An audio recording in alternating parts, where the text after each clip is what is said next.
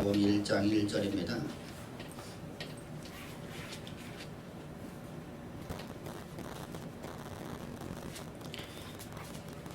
하나님 말씀 마가복음 1장 1절 하나님의 아들 예수 그리스도의 복음의 시작이라. 아멘. 아멘. 우리가 어떤 성경을 연구하든지 어떤 성경을 우리가 설교를 하든지 우리가 어떤 성경을 읽든지 성경을 우리가 오류하지 않고 읽을 수 있는 방법이 뭐냐? 우리가 성경을 하나님의 뜻을 성경 안에서 하나님이 우리를 주시는 말씀이 도대체 어떤 말씀일까? 하나님의 의중을 알 수 있는 방법은 그 기록자가 누구이며 기록한 그 수신자들이 또 누구이며 기록 시기는 언제이며 어떤 목적을 가지고 있는가를 우리가 먼저 1차 독자 입장에서 우리가 해석을 하고 난 다음에 오늘 우리에게 적용을 해야 되는 거죠. 그래야지만 우리가 성경을 오류하지 않고 우리가 읽을 수가 있는 것입니다. 또 연구할 수가 있는 것입니다. 오늘 마가복음서를 기록하고 있는 마가는 도대체 누구일까? 우리가 기록자가 누구일까를 먼저 알아야 되지 않겠습니까? 그럼 마가는 도대체 어떤 사람일까? 마가라고 하는 이 마가는 요한이라고도 하기도 하는데 마가라는 단어는 히브리식, 로마식의 이름이고 또 요한이라는 이름은 히브리식의 이름을 가지고 있는 사람입니다. 그래서 성경 안에서 어떤 때는 요한이라 어떤 때는 마가라 이렇게 기록하고 있는 모습을 봅니다. 이 마가라고 하는 사람을 우리는 흔히들 12제자 중에 하나 정도로 이해를 합니다. 그런데 마가는 누가복음을 기록하는 누가와 마찬가지로다가 12제자 중에 하나가 아니라 이들은 후에 예수님의 제자로서 있던 자들이 아니라 사도 바울이나 또는 베드로 사도를 통해서 저들이 하나님의 제자들이 된 사람들입니다. 그러면 우리가 마가가 예수님 행적을 누구보다 더 상세하게 잘 기록하고 있는 마가복음서의 기록을 어떻게 기록할 수 있었을까? 우리가 그 배경을 이해를 해야 되겠죠. 그 배경을 이해하기 위해서 우리는 성경으로 돌아가서 봅니다. 마가는 어떤 사람이었냐면은 마가는 바나바의 생질 누이의 아들입니다. 당시 그는 아주 큰 거부의 집의 아들로서 그의 집이 얼마만큼 부유했느냐면 그의 집에 마가의 다락방에 있는데 이 마가의 다락방이라는 곳은 약 500여 형제들이 모여서 그곳에서 숙식을 거주할 수 있는 아주 큰 저택을 갖고 있는 아주 큰 부잣집의 아들입니다. 그것이 바로 마가의 가문입니다. 그러므로 마가는 아주 부유한 집의 자녀이죠. 부유한 가정으로 그런 고생을 모르고 자란 사람이었습니다. 그러다가 그가 사도행전 13장 5절을 보게 되면 바울과 함께 그가 2차 전도 여행을 같이 하게 됩니다. 살라미에 이르러 하나님 말씀을 유대인의 여러 회당에서 전할세 요한을 수행원으로 두었더라. 여기서 말하는 요한은 사도행전 15장에서 마가라는 요한이라고 마가를 지칭하고 있는 사람입니다. 그가 바울과 함께 1차 전도여행을 함께 떠났다는 말입니다. 바울과 바나바와 함께 1차 전도여행을 함께 가는 도중 그가 선교형제 중에 바보에서 배를 타고 밤빌려에 있는 버가에 이르니 요한이 그들에게 떠나 예루살렘으로 돌아가고 라고 사도행전 13장 13절에서 말씀을 하고 있습니다. 그럼 이 요한이라고 하는 마가가 왜 돌아갔느냐? 이 밤빌려에 있는 버가라는 곳은 아주 험악한 지역입니다. 그곳을 선교여행을 간다는 건 정말 어렵습니다. 고통스러운 것입니다. 우리가 선교여행지 하면은 오늘날처럼 좋은 차 타고 비행기 타고 가는 것이 아니라 당시에는 걸어서 갔습니다. 매우 어려운 지역에 선교여행을 가게 되는 것입니다. 이 버가에 들어갈 적에 너무 힘이 들어서 마가는 결국은 선교지를 포기하게 됩니다. 그래서 학자들은 이 사실을 바탕으로 말미암아서 마가가 도중 하차한 이유에 대해서 몇 가지가 이야기를 합니다. 첫 번째, 마가는 부유한 집안 자세이기 때문에 고생을 견디지 못해 돌아갔을 것이다 라고 추정을 합니다. 마가는 아주 부유한 집에 살았기 때문에 한 번도 고생을 하지 못했던 사람이었기 때문에 이 밤빌리아 버가를 가는 길이 너무 험했기 때문에 그 선교지를 그는 떠났다는 겁니다. 더 이상 선교에 앞서 나가지를 못하고 그는 그곳에서 뒤돌아갔다.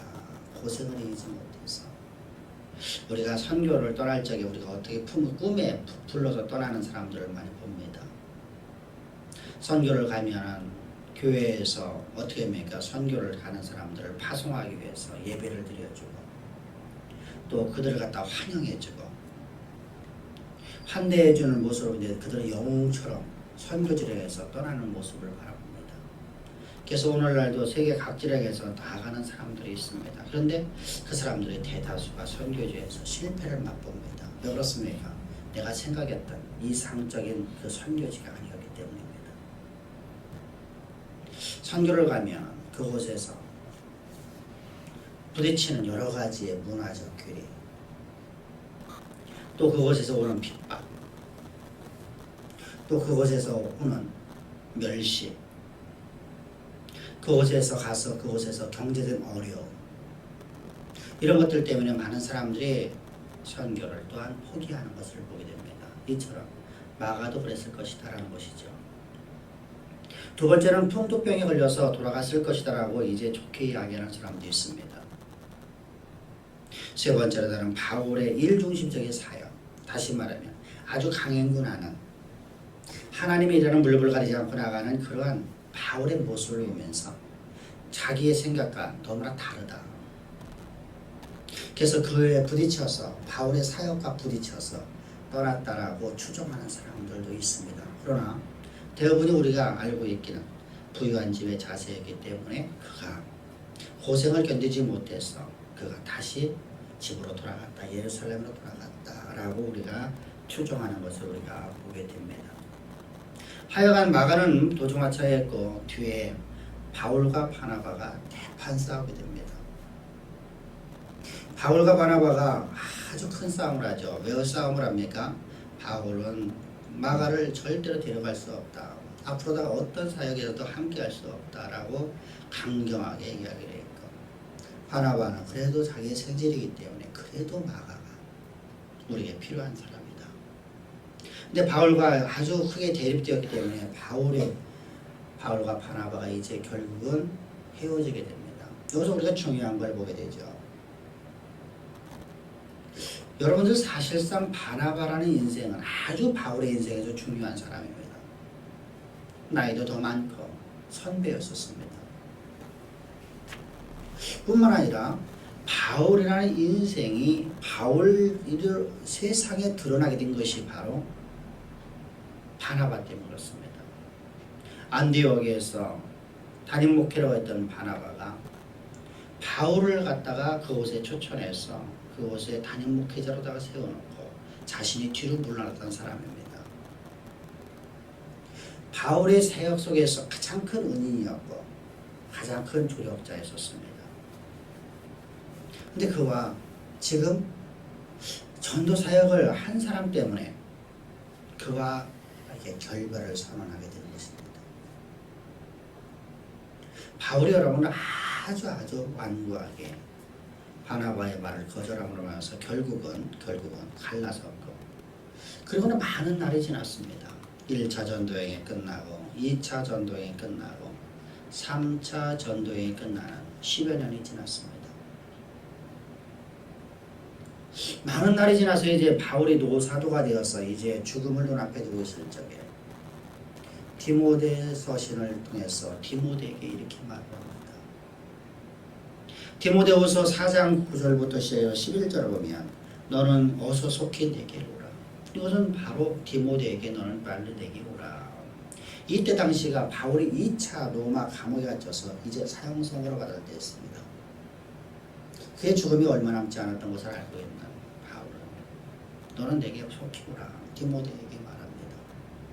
대만은 세상을 사랑하여 나를 버리고 데살로니가로 갔고, 그레스게는 갈라디아로, 디도는 달마디아를 갖고 누가만 나와 함께 있느니라. 네가 올 때 마가를 데리고 오라. 그가 나의 일에 유익하니라. 바울이 한 일은 오직 여러분 바울의 일은 어떤 일이었었어요? 복음을 땅끝까지 증거하는 일이었었습니다. 근데 지금 여기서 나의 일에 유익하니라 이렇게 말하는 모습이 마가를 향해서 말하고 있습니다. 마가라는 사람은 도대체 어떻게 저렇게 놀랍게 바울의 인정받는 사람이 되었을까? 대사도로부터 인정받는 큰 일꾼이 되었을까? 그가 나에게 유익하다는 것은 마가가 바뀌었는데 어떻게 바뀌었느냐? 복음이 아닌 그리스도의 일꾼으로 바뀌었다는 겁니다. 그러면 마가가 어떻게 변화된 것인가? 바나바의 영향 때문에 바뀐 것인가? 바나바와 함께 있었기 때문에 바나바를 통해서 그가 변화된 것일까? 근데 아쉽게도 바나바는 일찍 죽게 됩니다. 그럼 누가 마가의 변화에 영향을 줄 것인가를 우리가 바라보면 베드로전서 5장 12절부터 13절에 보면 베드로 서신을 통해서 마가가 드러나고 있는 모습을 보게 됩니다. 내가 신실한 형제로 아노니 실로 안으로 말미암아 너에게 간단히 써서 권하고 이것이 하나님의 참된 은혜임을 증거하느니 너희는 이 은혜에 굳게 서라. 택하심을 받은 바벨론에 있는 교회가 너희에게 문안하고 내 아들 마가도 그러하니라. 그래서 바벨론이라는 것은 하나님을 대적하는 세력들. 항상 성경에서 바벨론이라는 말이 나면 하나님을 대적하는 세력이지 어떤 곳을 지칭하는 것은 아닙니다. 그런데 베드로 사도가 지금 있는 곳은 바로 어디였었습니까? 베드로 사도가 죽기 직전에 있었던 건 바로 로마였었습니다. 그래서 로마에는 당시에 엄청난 대핍박이 있었던 시대죠. 1차 로마의 대핍박. 바로 네로로 말미암아서 교회가 핍박을 받고 있을 때 그 곳에 하나님을 대적하는 세력들이 있는 한 곳에 세워진 교회가 너에게 문안한다. 내 아들 마가도가 아니라 마가를 향해서 내 아들이라고 표현합니다. 바울과 헤어졌던 이 마가는 베드로에게 이제 가게 되는 것이죠. 그럼 베드로가 이렇게 받아줄 수 있었던 이유는 뭘까? 베드로에 대해서 우리가 먼저 잠깐 우리가 보게 되면 베드로는 가장 큰 실패를 맛보았던 사람입니다. 신앙의 실패를 맛봤던 사람. 어느 누구보다도 자신은 하나님을 사랑했고 어느 누구보다도 예수님의 제자로서 그런 자부심을 갖고 있었던 그 인생에 주님이 고난을 당할 적에 3번씩이나 주님을 부인했었던 실패를 맛본 아주 처참한 환경을 자신의 나약함을 맛봤던 사람입니다. 그 아픈 기억을 가지고 있는 사람. 실패와 가난에서는 나에게 물어봐라고 말할 수 있는 자신 있게 말할 수 있는 사람이었습니다. 그런 베드로가 선교여행 중 자포자기하고 돌아온 마가를 받아주고 그런 신앙의 대가로 만들어주는 스승이 되었던 것입니다. 그럼 수신자는 누구냐는 겁니다. 수신자는 로마에 있는 이방인 그리스도인들입니다. 이 마가복음은 이방인 그리스도인들이 써 있는데 특별히 로마에 있는 그리스도인들에게 기록되고 있는 것이죠. 그래서 이방인들에게 생소한 유대인들의 관습에 대해서 자세히 기록하고 있습니다. 이제 우리가 1절을 보게 되면 하나님의 아들 예수에 대해 복음의 시작이다. 한때 마가는 십자가의 길이 너무 힘들어서 포기했던 사람인데 그가 지금 이렇게 말하고 있습니다. 하나님의 아들 예수 그리스도의 복음의 시작이다. 하나님의 아들 예수는 도대체 누구냐? 우리가 믿고 의지하는 그분은 누구냐? 우리가 생명을 걸고 우리의 신앙을 갖고 있는 그분이 도대체 누구냐? 그분은 하나님의 아들이다. 그리고 그분은 우리의 메시아이신 그리스도이시다. 우리의 구원자이시다. 이렇게 서두에서 그는 밝히고 있습니다. 그러면 마가복음에 기록된 기록 시기는 언제냐면 65년에서 70년 사이입니다. 여러분 65년경이면 64년에 기독교의 역사 속에 가장 비참한 사건, 로마의 대화재 사건을 우리는 여러분들 잘 알 것입니다. 저 로마에 엄청난 큰 불이 일어났습니다. 불이 일어난 원인에 대해서는 몇 가지로 우리 추정을 하고 있고 학자들마다 다르게 의견을 제시하고 있지만 정확히는 우리는 알 수 없어요. 어떤 사람은 네로가 미쳤기 때문에 그렇다. 어떤 사람들은 어떤 학자는 아니다. 네로는 아주 똑똑한 사람이었었다. 그가 도시계획을 정비를 하려고 역부로 그곳에 불을 냈다라고 추정하는 사람들도 있습니다. 여러 가지 각도로 다 말을 하고 있습니다. 어찌됐건 간에 로마에 불이 났고 불이 나지 않은 곳이 바로 기독교인들이 있는 구역이었습니다.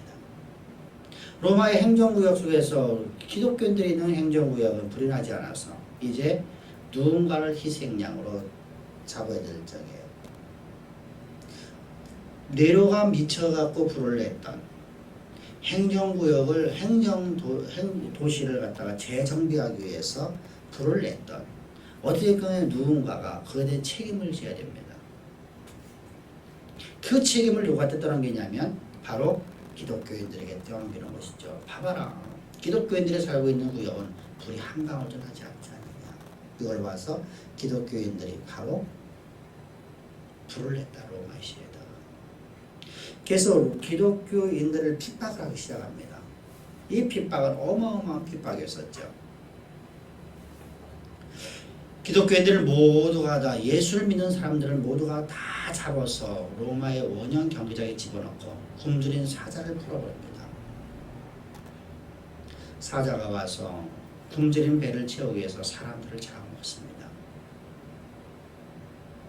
여러분들 사자가 어떤 것부터 잡아먹습니다. 가장 연약한 것부터. 우리가 동물의 왕국을 보더라도 아주 틈신한 영양이라든가 솥대를 갖다가 모를 적에도 그 중에서 가장 연약한, 가장 약한 존재부터 먹습니다. 어린아이부터 시작해서 노약자들을 공격합니다. 그래서 장성한 사람들 앞에서 자기의 아들과 자기의 아버지가 잡혀먹입니다. 굶주린 사자떼 속에서 기독교인들이 이렇게 희생을 당하고 있습니다. 이 대핍박으로 말해서 이제 기독교인들 속에서 생겨나는 의구심이 생겨납니다. 과연 하나님이 살아있을까? 우리가 과연 예수를 믿는 것이 잘하는 것인가? 도대체 예수란 우리의 믿음의 대상이란 예수는 도대체 누구일까? 우리에게는 소망이 없다. 정말로 하나님이 살아있더라 하면 왜 우리에게 이런 고통이 올까? 대핍박 속에서, 대환란 속에서 저들은 이런 의구심을 갖게 됩니다. 이런 의구심을 갖고 있는 저 로마 기독교인들을 향해서 성경이 기록되어 있는 겁니다. 지금 마가는 이렇게 말합니다. 저들을 향해서 서두에서 하나님의 아들 예수 그리스도의 복음의 시작이다. 예수님은 바로 하나님의 아들이시다. 그분은 바로 우리의 구원자이시고 우리의 메시아이시다. 바로 그리스도이십니다. 라고 시작을 합니다. 우리 신앙의 대상이 누구냐? 우리 신앙의 대상이 누구냐?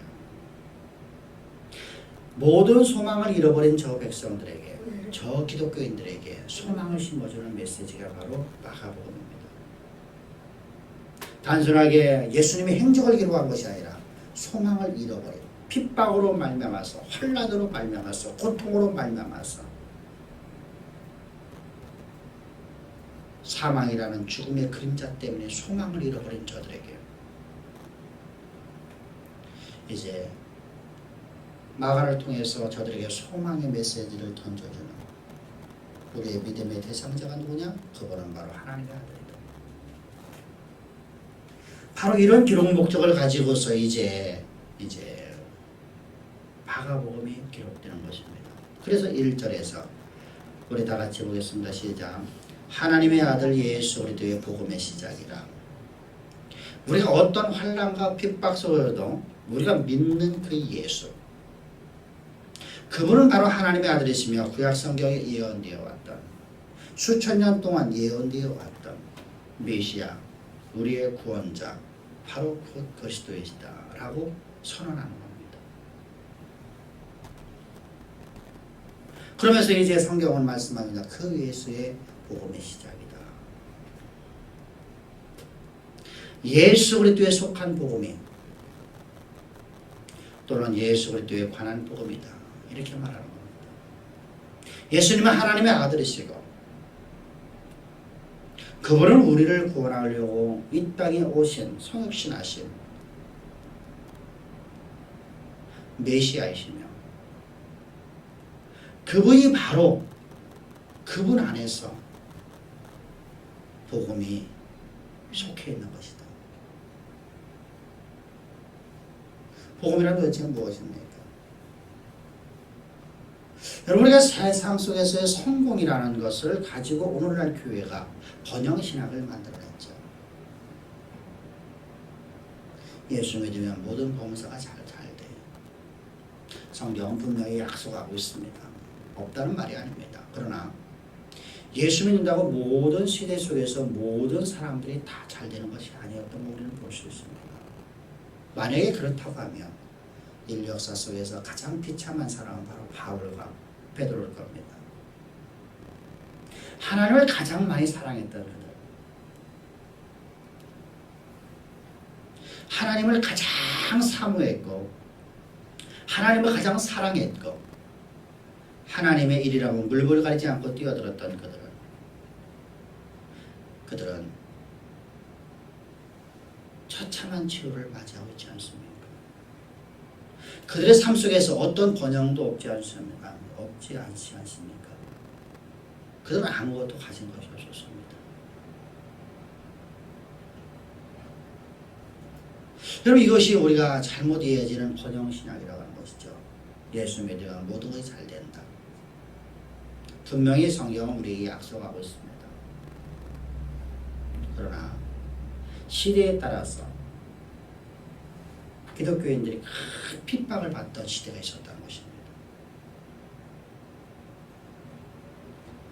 초대교회를 바라보면 여러분 어떻습니까? 지금 이 성경이 기록되어 있는 이 시기 속에서의 저 로마에 있는 기독교인들은 어떻습니까? 처참한 환경입니다. 예수 믿는다는 하나 때문에 내 아들이 사자의 입속에 들어가고 있습니다. 그래서 많은 사람들이 예수를 부인하고 떠나가게 된 것이죠. 그런 그들에게 너희들 믿음의 대상이 도대체 누구냐? 그건 바로 예수님이시다. 그 예수님이 누구시냐? 그분은 하나님의 아들이시다. 그분이 바로 하나님이시다. 그분은 바로 수세기 동안 저 구약 역사 속에서 예언되어 왔던 메시아이시다. 우리의 구원자이신 그리스도이시다. 그분의 복음의 시작이다. 하늘 영광 다 버리고 죄 있는 육신의 모양으로 오셔서 우리의 죄를 우리에게 돌리지 아니하고 당신 육체 가운데 정하신 분이 바로 우리의 메시아이십니다. 바울을 통해서 여러분들, 저는 베드로를 통해서 복음을 들었던 사람들입니다. 로마서를 통해서 또는 바울이 그 로마에 들어가서 복음을 증거했을 적에 저들은 복음을 들었던 사람이에요. 그래서 이렇게 간단하게 한마디만 해도 저들은 다 이해를 합니다. 비록 바울을 통해서 로마 교회가 세워졌지 않지만 바울을 통해서 저들은 복음을 전달받았습니다. 이 사실을 너무나 잘 알고 있는 마가는 지금 저들에게 한마디로 던지는 겁니다. 예수 그리스도, 하나님의 아들 예수 그리스도의 복음의 시작이다. 이 말 안에는 모든 것이 함축되어 있습니다. 너희의 신앙의 대상이 되지 누구냐? 너들 기복숭이로 반입하느냐? 너를 번영신앙 속에 빠졌냐? 너를 예수 위에서 죽다고 너희들 신앙 고백하지 않았니? 나는 예수님을 위해서라면 나는 내 생명을 내가 걸겠다고 여러분들 고백하지 않았니? 그런데 지금 예수님 때문에 핍박당한다고 예수 떠나고 예수를 욕하고 하나님은 어디 계시냐? 하나님 살아계신 하나님이냐고 늘 말하고 있니? 그렇다면 신앙이 너희가 잘못됐다. 죄와 허물로 영원한 사망 가운데 있는 우리를 구원하시려고 예수님은 죄 있는 육신의 모양으로 우리에게 오셨어. 우리를 위해서 주님께서는 하나님이시지만 당신의 육체 가운데 죄를 정하시기 위해서 세례 요한에게 세례를 받으시고 십자가의 저주의 나무에 달리셔서 못 박혀 죽으시고 그 죽으실 때 우리도 그리스도와 함께 십자가에 못 박혀 죽게 하시고 그렇게 해서 부활하실 때 우리는 새로운 피조물로 만드신 하나님. 그 복음이 바로 예수님의 복음이다.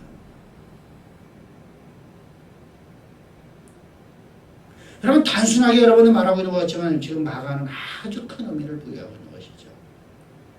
왜 그렇다고 했죠? 바로 로마 교회는 바울에 의해서 신앙이 교육되어진 교회이기 때문입니다.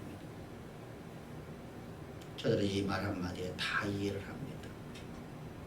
그들은 어떻게 예수를 버리고 예수를 부인하고 또는 너희는 예수를 부인하지 않는다 할지라도 어떻게 하나님을 원망할 수 있겠니? 하나님은 살아있다면 왜 이런 일이 내게 일어납니까? 라고 말할 수 있겠니?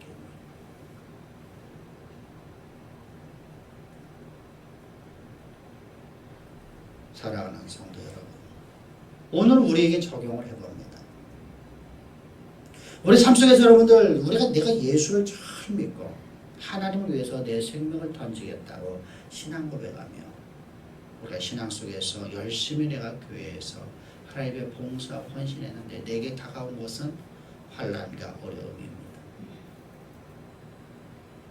하나님께서 내게 약속하신 약속의 말씀이 수도 없이 많은데 지금 내게 다가온 것은 극심한 환난과 역경입니다.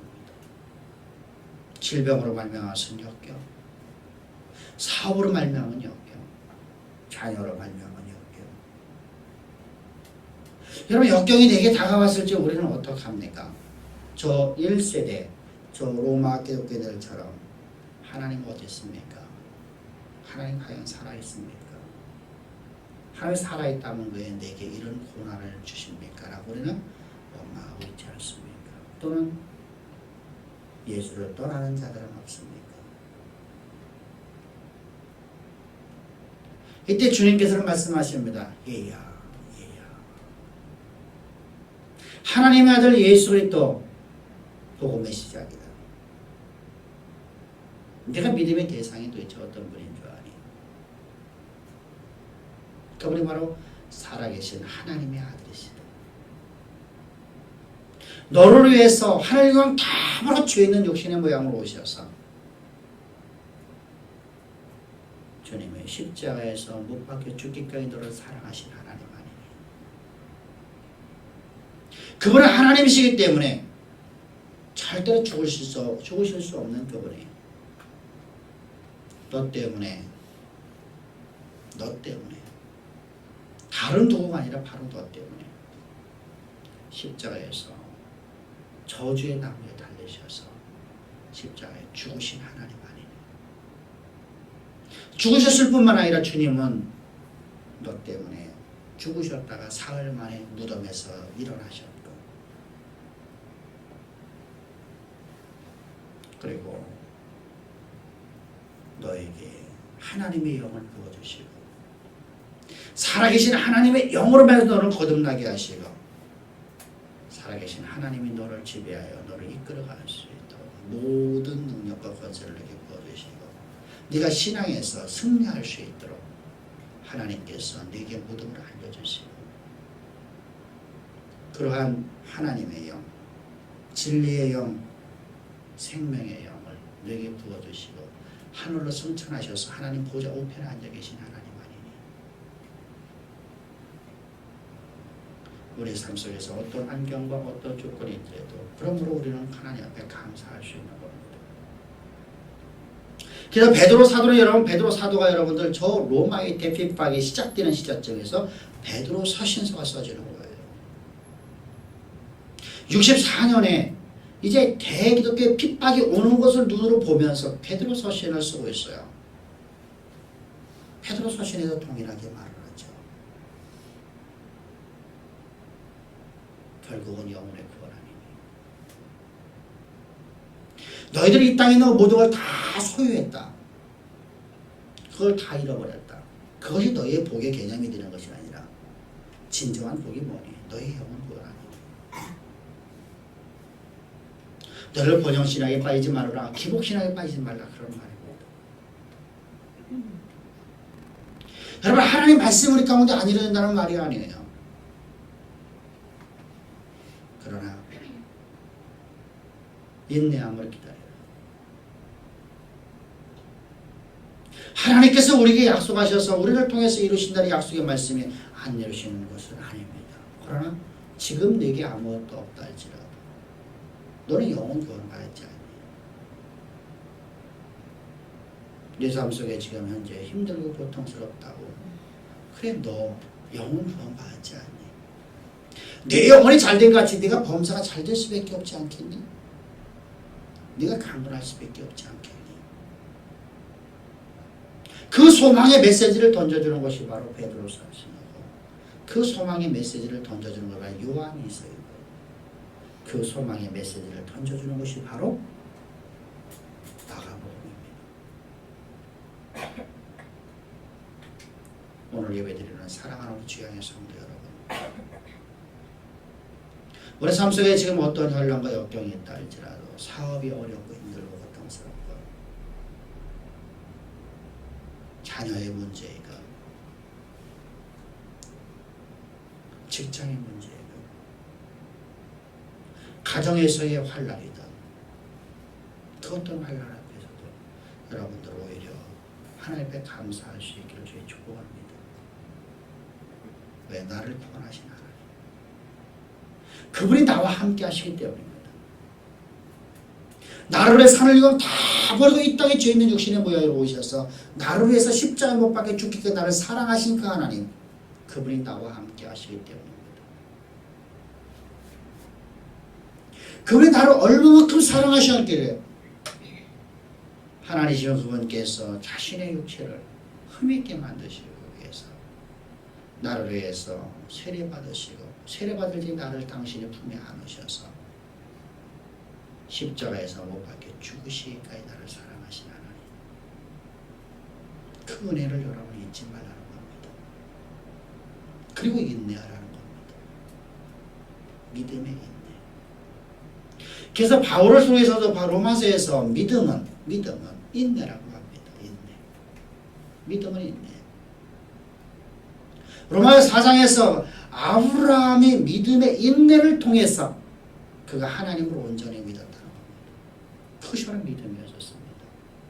자기 몸의 죽음을 알고 자기 나이가 100세인 걸 알고도 믿고 의심치 않고 기다렸더니 그대로 이루어졌더라. 원망하지 않고 불평하지 않고 믿음으로 인내하랍니다. 다윗의 위대한 점이 무엇입니까? 어떤 사건도, 본인이 한 사건도 하나님이 하셨다고 고백하는 사람이었습니다. 자신 앞에서 엄청난 환난과 역경이 있을지라도 이 일은 하나님께서 만드셨나요? 모든 범사를 주를 인정했습니다. 그러면 내게 있는 환난도 내게는 기쁨이 됩니다. 왜? 하나님이 이 일에 인도하셨기 때문에. 내게 있는 좋은 일만이 하나님 하신 것이 아니라 어렵고 힘든 일도 하나님 하셨다는 겁니다. 어린 소년 여러분들 깊은 산속에서 사자와 곰이 양떼를 물어가려고 생명을 위협할 적에 얼마나 두렵겠습니까? 그 일도 하나님이 하셨나니. 그래서 그는 최선을 다해서 그곳에서 물맷돌을 던지는 연습을 했습니다. 사자의 입 속에서, 곰의 발톱 속에서 양떼를 지키기 위해서 물맷돌을 던지는 걸 최선을 다해서 던지는 연습을 했습니다. 그의 오직 할 일은 그거밖에 없었습니다. 나무 잡고 씨름하는 것만 배웠습니다.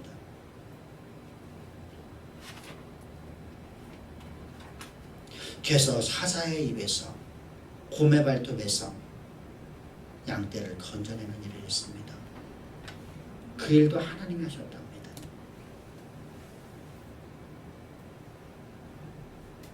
바로 그것이 다윗의 탁월함이었습니다.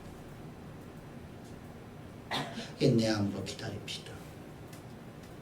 환난과 역경에 빠져있다고 절망하고 좌절하지 말고, 어렵다고 하나님 원망하지 말고, 힘들다고 저 이스라엘 1세대처럼 원망하지 말고 이세대처럼 인내하십시다. 그래서 여러분들의 삶 속에서 하나님이 여러분들을 인도하시는 모든 약속의 말씀들이 그대로 성취되는 하나님의 언약의 통로가 되어 어느 날 여러분들의 인생이 황혼역이 왔을 때, 내 인생에 황혼역이 왔을 적에 하나님은 과연 나를 이렇게 인도하셨습니다. 여러분들의 인생의 그 아름다운 모습을 모든 열방들이 다 볼 수 있도록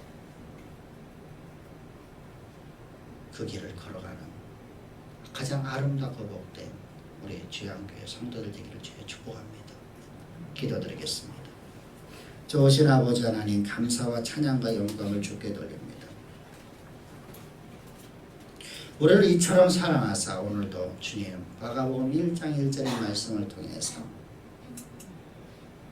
우리에게 진리의 말씀을 주시고 우리에게 소망을 다시 불리듯 일어나게 하시고 소망을 앞으로 이루실 하나님을 찬양합니다. 주님, 저희들 어떤 상황 속에서 소망을 붙잡고 나갈 수 있는 힘과 능력 주심을 감사하며 오늘도 말씀 주시고 말씀으로 나를 사로잡아 주심을 감사하며 예수님의 이름으로 기도합니다. 아멘.